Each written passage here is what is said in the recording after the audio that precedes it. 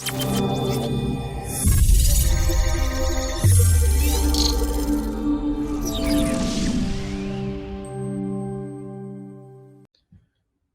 guys, in this quick video I'm going to show you how you can sign up for a free Stripe account so you can start taking credit card payments online.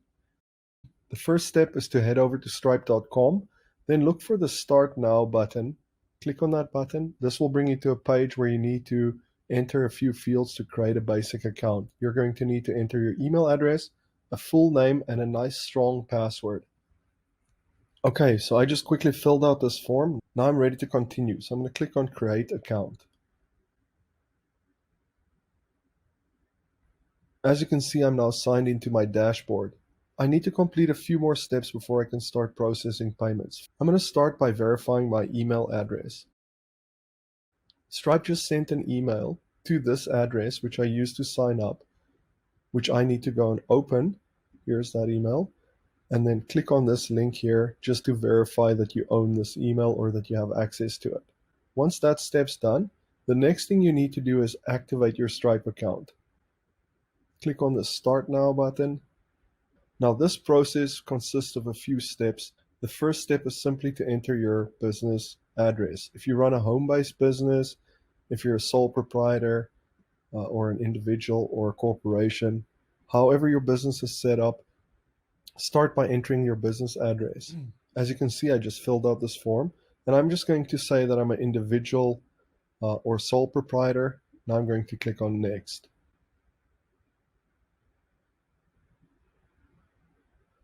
Now you might be wondering why you have to fill out all these fields. Stripe just wants to make sure that you're a real person and that you're not going to be laundering money through their platform.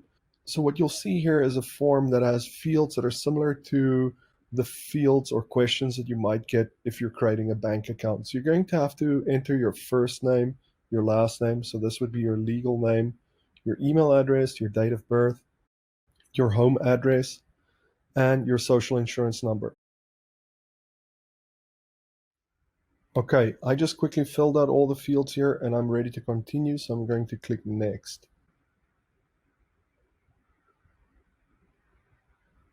Now I need to specify what industry I'm in. I'm just going to pick software. You'll see there's a whole list of industries here. You can also search at the top. So for example, if you have a clothing brand, maybe type clothing and then see what comes up and pick whichever category is most appropriate for your business.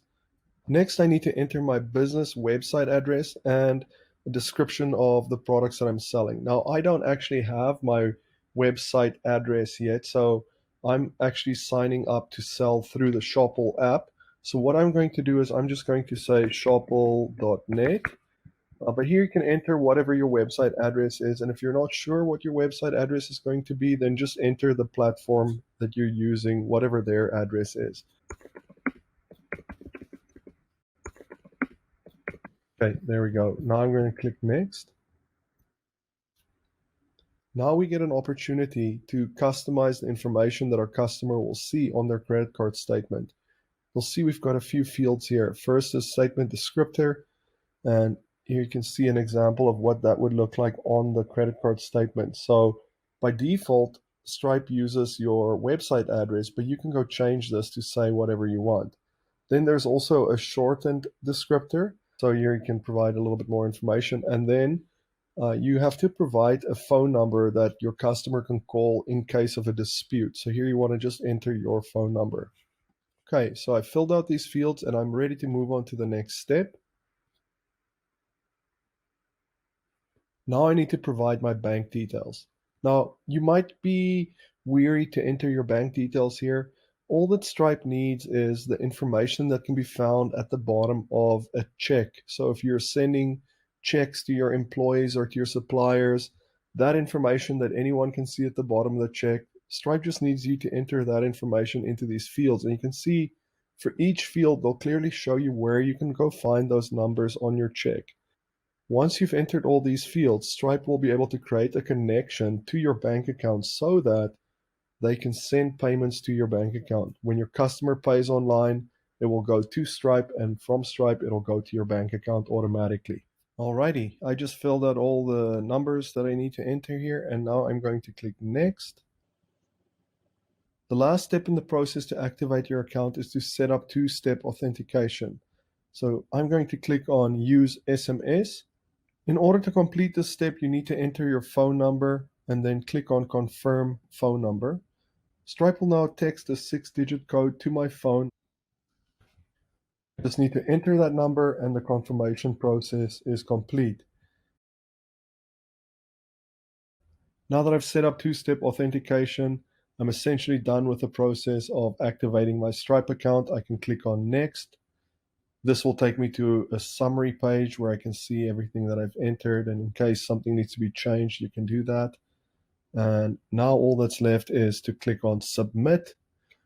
Once you click on Submit, you'll be able to start taking payments through Stripe.